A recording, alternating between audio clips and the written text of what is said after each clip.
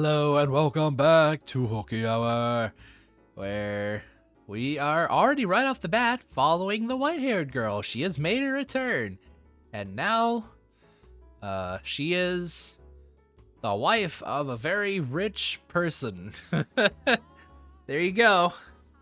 It also seems like her and her spouse is not in the best of relationships because her spouse named Jacopo, which is a very funny name. Sorry to all those named Jacopo out there that might be watching this. Is kind of abusive towards her. Not just kind of, very, very verbally abusive. And I don't know the depths of that abusiveness just yet. But we have already seen one pretty ugly scene, I would say. So let's continue from where we left off, which was spilling the cups of tea that she had tried so desperately to please her husband with. The tea she had made for her husband was forming a stain in the carpet. The maid's behavior toward the mistress of the house was absolutely unacceptable. Nonetheless, it was commonplace, all because of the way Jacopo treated her. The more the man of the house acted cruel to her, the less weight her position as his wife held to the servants. Day in and day out, the maids worked busily, offered little opportunity for leisure, so they would naturally have accumulated quite a bit of stress. And she became the target for them to let off his steam. Not directly, but through a more subdued kind of harassment from the shadows. She must have felt quite miserable. I imagine she would have been better off as one of the maids. On the surface, and in front of others, they showed respect for her as Jacopo's bride, but behind closed doors, they acted very much the opposite. The disparity between the treatment she received around others and the treatment she was supposed to receive at all times, and the way she was actually treated, made the abuse that much worse. And furthermore, as you have seen through the other doors, Master, she was a very reserved young woman. She could neither raise her voice in reprimand nor raise her hand in retaliation. I have to get this cleaned up. She extended her spindly fingers toward the shards of shattered porcelain. Ah. But even the broken cup seemed to have no concern to spare for her. Its shattered edge cut her fingertip when she made to pick it up. A trickle of warm red blood ran across her unearthly white skin. As painful a sight as it was, it had a sort of taboo beauty to it. A tab beauty? A tab booty? I'm sorry. The blood spilling from her fingers showed no signs of slowing down. She clenched her hand into a fist, let out a sigh, and went back to collecting the shards of porcelain. But when she did... Madam! What's the matter? Ah, madam, you're bleeding! While all the other maids ignored her, one came running over, shouting, to the white-haired girl's side. Oh, okay. We need to get that cleaned and bandaged up. Oh, you don't need to pick that up. That's not your job, madam. Actually, no, I should give her a different voice. It kind of sounds like Jacopo's. It's alright, Maria. There's not much to pick up. It is not. I don't know. Should I just go with that voice? It is not. At all. All right. And the rest of you, why are you just standing there?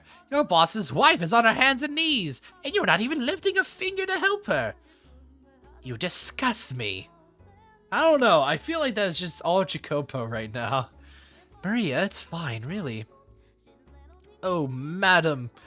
If you weren't so timid, this wouldn't happen.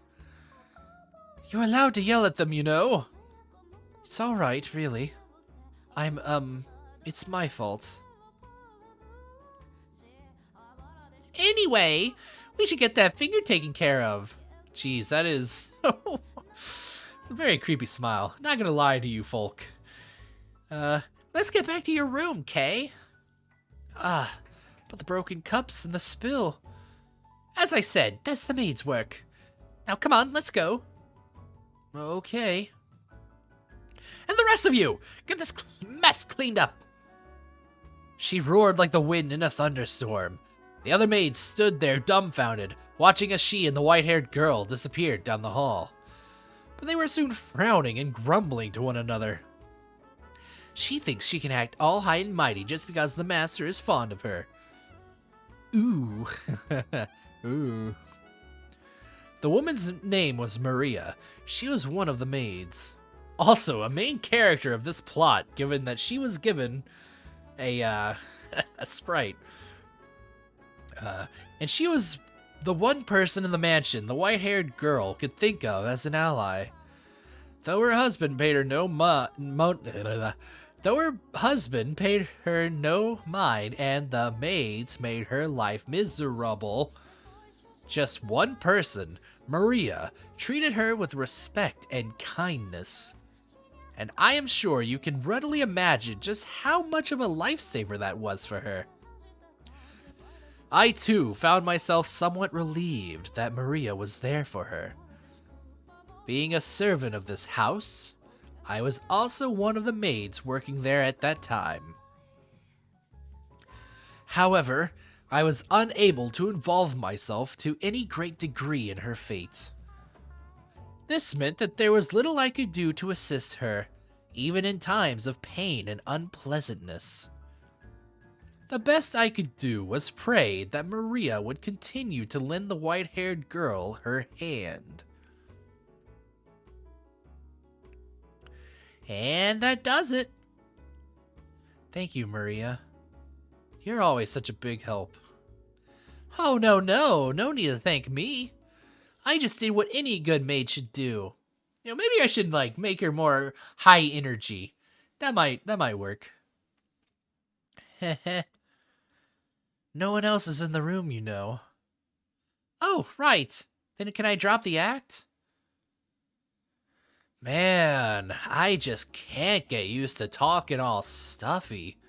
I'm out there doing my best, but the head maid's still spouting stuff like, "Your manner of speaking is improper for a servant."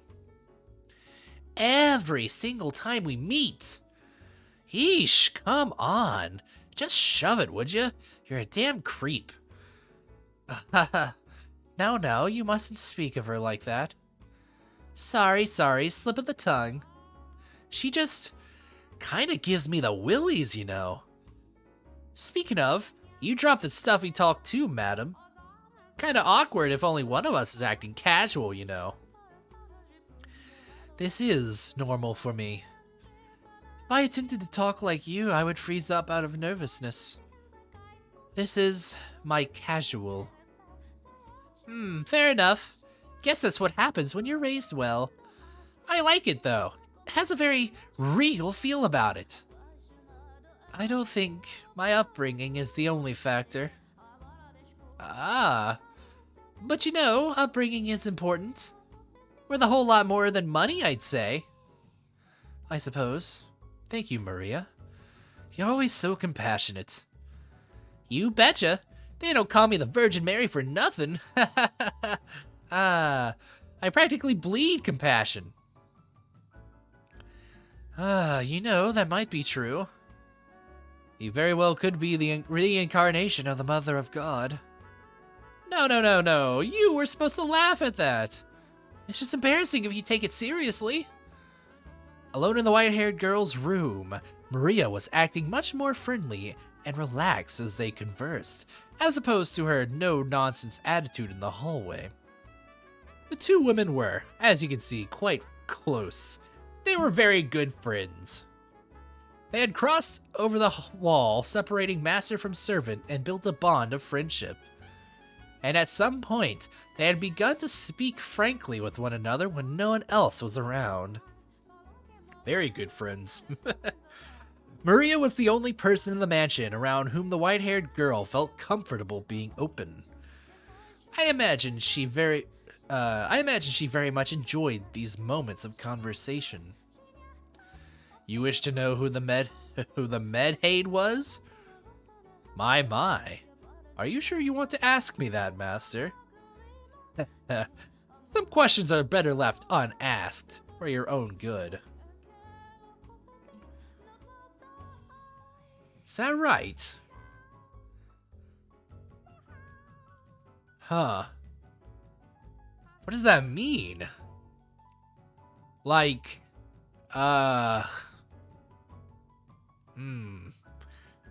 Like, okay. I'm now seeing it, now that she made that comment. I'm almost wondering if Maria's like a descendant of the first dude, of, what was his name? Melly? Yeah. Or Nelly, even? I don't know. Could be possible.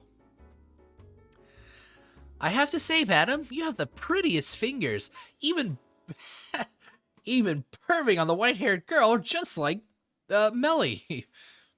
Mine are all rough and dry and nasty. Excuse me.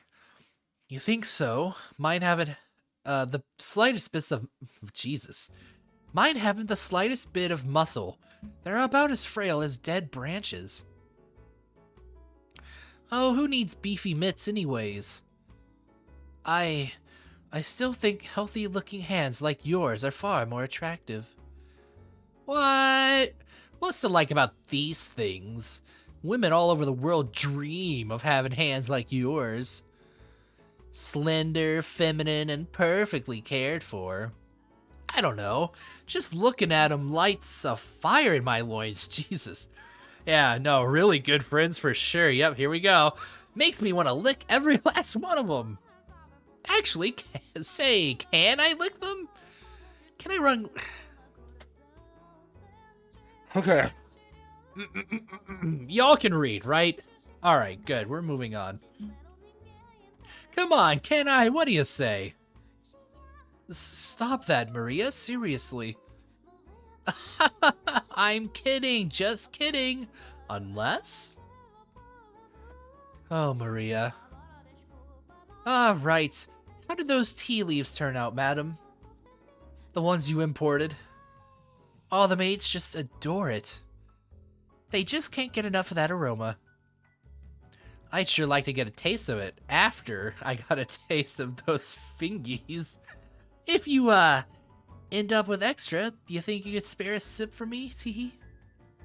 Ah, that was, what was in the cups I dropped? What? Really? Well, ain't that a crying shame. And Jacopo wouldn't have any of it? God, why does that man have such a stick up his ass? You went through all the trouble of making it for him, and he was busy. It's not his fault. Busy? You mean playing billiards, drinking bourbon, and puffing a damn cigar? Chain smoking for days? It may look to us like they're just making small talk, but I'm certain their meeting has... Oh, no, that's the white-haired girl. Less bombasticness. It may look like... Oh my god. It may look to us like they are just making small talk, but I'm certain their meeting has some importance to their business. It was imprudent of me to try to step into the men's world. That's just not right. I mean, you're his wife. Why shouldn't you be allowed into the room? It doesn't bother me. You don't have to pretend. Here's an idea. How would you like to have some of that tea now? We also have some some orange marmalade, which you like so much. Add a scoop of that and a tray of cookies, and we have the perfect tea time. You're singing the siren song, madam. But you really should be doing that with him. He would not have tea. I suspect he does not like it. I don't want it to go to waste, so... Madam, I know it's none of my business, and I have no place at all saying this, but... It's not impossible for a woman to file a divorce these days. You don't have to sit down and take it, not one bit. You're pretty, well educated, and still young. And forever young, like eternally young. And your backstory changes too? What's up with that? There's hope, even if you do leave him. There are plenty of other men out there. You aren't obligated to stick with that arrogant jerk. He's just very busy right now. There you go again. There was a time when he was kind. He wasn't like this when we first met. Back then, he was a little awkward, but a kind man. Him? A kind man? Yes, believe it or not. There was indeed a time. Say, Maria, would you mind giving me a bit more of your time? I'll make some tea and we can talk. Alright. If you're telling me about when Jacopo is decent, I'm all ears. Indeed. And in scene. Alright. I had a feeling we were building up to that. Alright. We will get in to this lore next time on Hooky Hour. So until then, I'll see you. Bye.